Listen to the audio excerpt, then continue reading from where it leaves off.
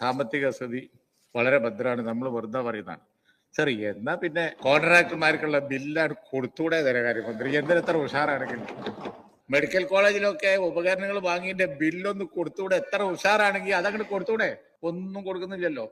എല്ലാവർക്കും അറിയാം വളരെ മോശമാണ് കാര്യങ്ങൾ. പൊളിഞ്ഞ തറവാട്ടുകാരെ പണിയാണ് എന്ന് പറഞ്ഞിട്ടുണ്ടെങ്കിൽ മേനി പറയും ചെയ്യും, ഒന്നിനൊട്ട് കാശ്. നാട്ടിലൊക്കെ നടക്കുമ്പോൾ ട്രില്യൺ ബില്യൺ ഒക്കെ എഴുതി വെച്ചിട്ടുണ്ട്, വലിയ വലിയ ബോർഡ്. ട്രില്യൺ ലക്ഷ്യം. എന്നാ പിന്നെ ഈ ആളുകൾ എങ്ങനെ ബുദ്ധിമുട്ടിക്കേണ്ട വല്ല കാര്യമുണ്ടോ? പാവപ്പെട്ട ആളുകൾ ഉച്ചക്കഞ്ഞി, അതുപോലെ തന്നെ മലബാറിലൊക്കെ 70, 60, 80 കുട്ടികളെ വെച്ച് ഒരു ക്ലാസ് പഠിപ്പിക്കുക. ഇന്ന് രാവിലെ ബഹുമാനപ്പെട്ട വിദ്യാഭ്യാസ മന്ത്രി അപ്രൂവലിന്റെ കാര്യം പറഞ്ഞു. ആർക്കെങ്കിലും ശമ്പളം ഉണ്ടോ? എല്ലാ ഈ സെക്രട്ടേറിയറ്റിന്റെ പഠിക്കൽ വന്ന് കിടക്കല്ലേ? നിങ്ങൾ ഈ നമ്പർ 1 ആവാൻ വേണ്ടിയിട്ട് ഇവിടെ പ്രസംഗിച്ച പിന്നെ പൊന്നാനി മെമ്പർ ഉൾപ്പെടെ എല്ലാവരും ചെയ്തത് എന്താ വെച്ച് കഴിഞ്ഞാല് ഒറ്റ ചാട്ട.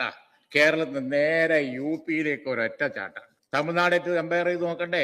നമ്പർ 1 എന്നുള്ളത് പഴയ സ്റ്റാറ്റസ് ആണ്. ഇപ്പത്തെ കണ്ടീഷൻ എന്ന് പറയുന്നത് ഗ്രോത്ത് റേറ്റ് ആണ്. ഇവിടെ ഉമ്മൻചാണ്ടി ഗവൺമെന്റ് കാലം ഉണ്ടായിരുന്നു, ആന്റണി ഗവൺമെന്റ് കാലം ഉണ്ടായിരുന്നു, അതുപോലെ മുമ്പോട്ടായിരുന്നു. ചെലവ് ചുരുക്കൽ ഇല്ലേ? ചെലവ് ചുരുക്കുക എന്ന് പറഞ്ഞ പരിപാടി തന്നെ നിങ്ങൾക്ക് ചെയ്തോട്ട് സമ്മതിക്കൂല. മാനവീയം, കേരളീയം, അതുപോലെ തന്നെ പലതും